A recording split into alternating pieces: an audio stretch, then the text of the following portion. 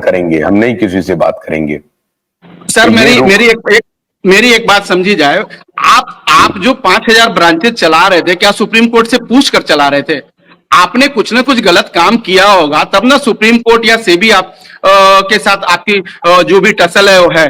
चलिए वो अलग मैटर है। आप इतने बड़े आदमी हो, आप लोग, आपका ऑर्गेनाइजेशन इतना बड़ा है कि आप सुप्रीम कोर्ट में अपने तरीके से लड़ सकते हो। लेकिन जब आम पब्लिक का जो पैसा आपने उठाया है, वो तो आपकी जिम्मेवारी बनती है ना सर देने की। आप अपने ऑफिस चालू करके, और अगर आप एक अर्जी लगा के बोलते हो कि सर हमको ऑफिस खोलने का मौका दिया जाए, हम लोगों का पैसा लौटाना चाहते हो, तो सुप्रीम कोर्ट मना करेगी क्या सर? आप बताइए ना मेरे को, ये बात बताइए कि सुप्रीम कोर्ट मना करेगी नहीं तुमको ऑफिस नहीं खोलने देंगे, तुमको पैसा नहीं देने देंगे, तुमने लोगों से पैसा लिया है तो? कभी बोलेगी? लेकिन आप जा रहे हो क्या? आपकी मंशा ही नहीं है कि जिन गरीब निवेशकों से आपने पैसा लिया है और उस पैसे पर जो आप अयासी कर रहे हो, वो पैसा इन गरीबों को हम वापस करें, ये आपकी मंशा ही नहीं है। इसलिए ये सारा नौटंकी जो आप कर रहे हो ना, कि सुप्रीम कोर्ट में ऐसा चल रहा है, सुप्रीम कोर्ट में वैसा चल रहा है, क्योंकि आपको मालूम है कि छोटे छोटे लोग सुप्रीम कोर्ट तक नहीं जा सकते हैं।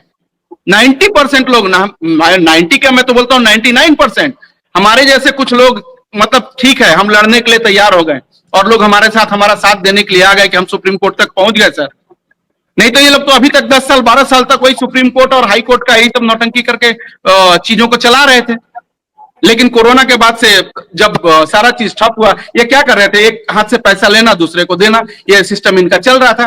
बाद बाकी पुराने पैसे पर इन्होंने जो एसेट बनाया था, उस एसेट पे पूरी ऐसी कर रहे थे, और बाद बाकी पैसा अपने बेटों के पास ट्रांसफर कर दिया इन्होंने बाहर।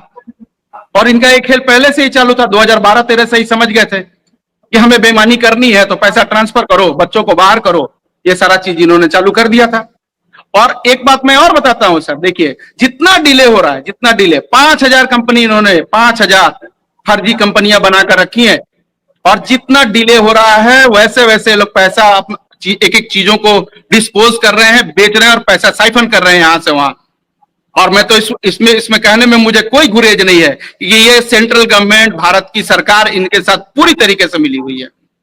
नहीं तो हमें झारखंड सरकार या दूसरी और किसी सरकार के पास जाने की आवश्यकता क्यों होती? आज हमारे जो गृह मंत्री साहब हैं, उनके अंडर में सारी चीजें आती हैं। आप चाह लेते तो आज सब, हर आदमी का निदान हो जाता। लोग पोर्टल पर जाकर मर रहे हैं। 2 महीने से पोर्टल से पैसा मिलना बंद हो गया है सर। जब से इनको डेट मिल गया है कि 1 साल का डेट बढ़ गया है, देखिए 1 महीने से किसी भी व्यक्ति, कोई व्यक्ति से पूछ लीजिए, आप बात कर लीजिए, किसी को 1 रुपया उस पोर्टल से नहीं मिला है।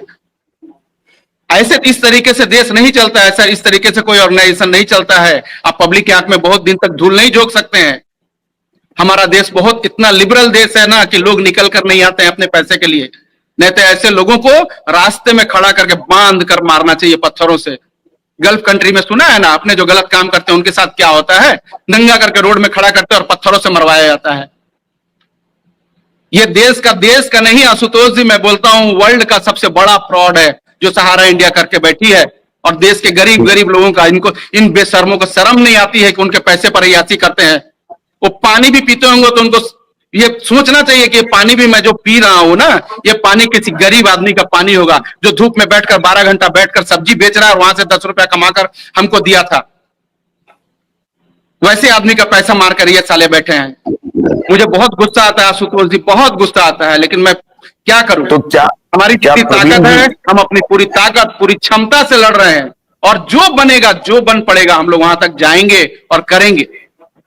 प्रवीण जी, क्या ये लग रहा है कि ये जो सेबी सहारा का प्रकरण हुआ, इससे ऐसा लगता है कि ये तो सहारा की बल्ले बल्ले हो गई? क्यों बल्ले बल्ले हुई? वो आप उस प्रकरण को हटा दीजिए कि सहारा 3 को अपनी जान देनी पड़ी या जो भी है, वो अलग विषय है। बल्ले बल्ले इसलिए हो गई क्योंकि अब इस प्रकरण के बहाने अब सहारा सेबी का जो पैसा है वो रियल एस्टेट का पैसा था, वो 25,000 करोड़ था। यहां लोग मांग रहे हैं 86,000 करोड़ रुपया कोऑपरेटिव सोसाइटी का। कोऑपरेटिव सोसाइटी का इनको पैसा देना है, तो ये कहते हैं कि देखिए हमारे ऊपर तो एम्बार्गो लगा हुआ है, हमारे ऊपर तो फल्ला लगा हुआ है, हम तो केस लड़ रहे हैं, हम तो वो लड़ रहे हैं, हम तो वो लड़ रहे हैं। अब मैं हैरान हूं कि यही बहाना बना करके कोऑपरेटिव सोसाइटी का पैसा ये क्यों नहीं दे रहे हैं? वो पैसा जा कहां रहा है?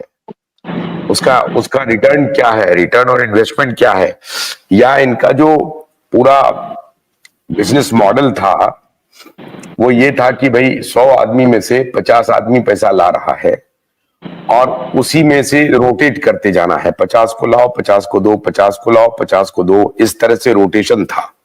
कोई इन्वेस्टमेंट था, उस इन्वेस्टमेंट पर रिटर्न आ रहा है, ऐसा कोई मॉडल ही नहीं था क्या?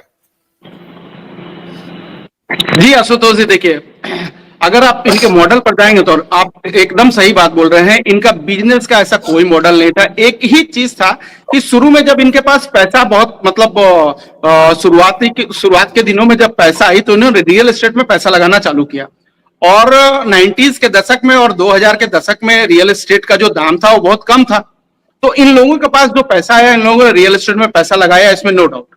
लेकिन उसके बाद इनका ऑर्गेनाइजेशन बढ़ता गया और मैंने, आप तो बोल ही सकते हो, जब 12 लाख खर्च करता थे और खुद बता रहे हैं कि 10 करोड़ डिपॉजिटर, मत मानिए 10 करोड़ डिपॉजिटर, 6-7 करोड़ मान के चलिए कि डिपॉजिटर अभी तक के हो गए होंगे।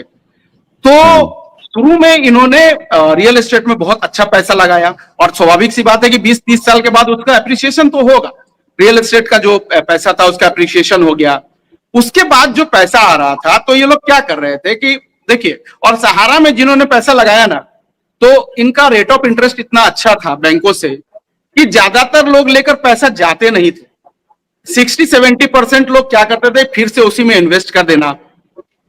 इसीलिए जब 2012 में जब केस हुआ ना सर, तो इनको मतलब वो एक चीज सूझ गया कि चलो पैसे को कन्वर्ट करवा लेते हैं। और कन्वर्जन उसी का नतीजा था कि लोगों ने पैसे को कन्वर्ट करवाया।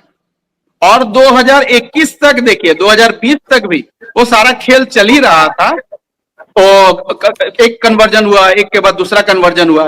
लेकिन 2021 में जब कोरोना आया और जब इनका 3-4 महीने पूरा सारा कुछ बंद हो गया, इनका फ्लो बंद हुआ पैसे का।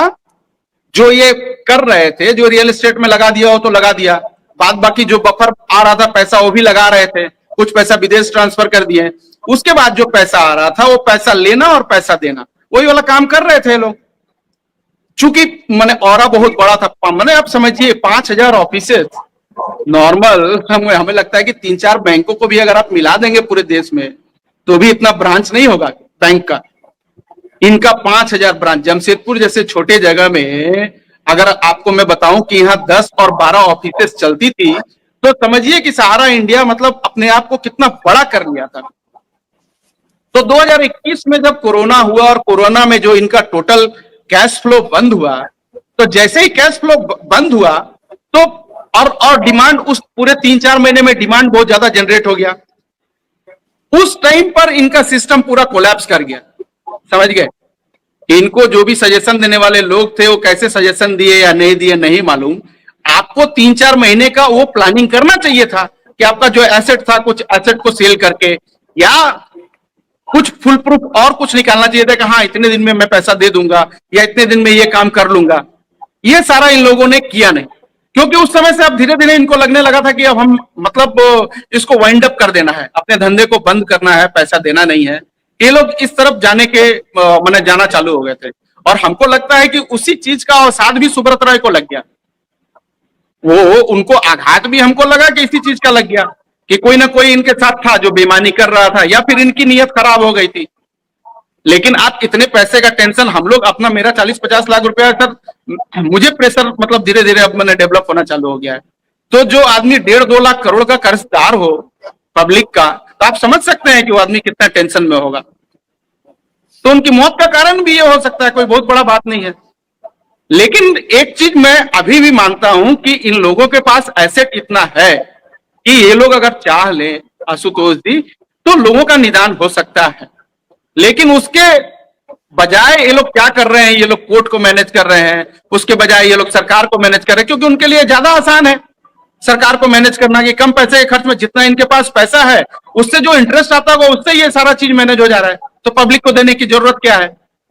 दूसरी बात यह है कि पब्लिक उस हिसाब से खुलकर निकल